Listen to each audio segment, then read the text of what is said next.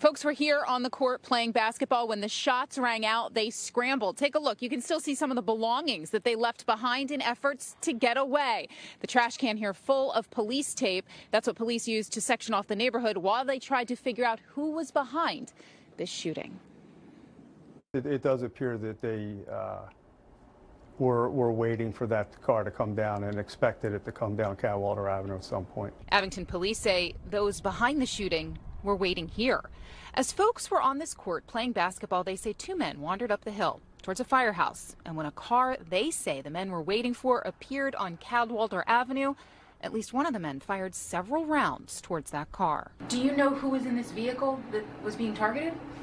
We don't. At this point of the investigation, we don't know who that is. And while so far hospitals have not reported anyone appearing with gunshot injuries, police say they're not sure if the car was hit. Investigators think the folks on the court knew each other. The group dispersed quickly in different directions. Several of them did return to two separate vehicles and got into the vehicles and left the area. Police say the cars that took off after the shooting are an Infiniti and an Audi.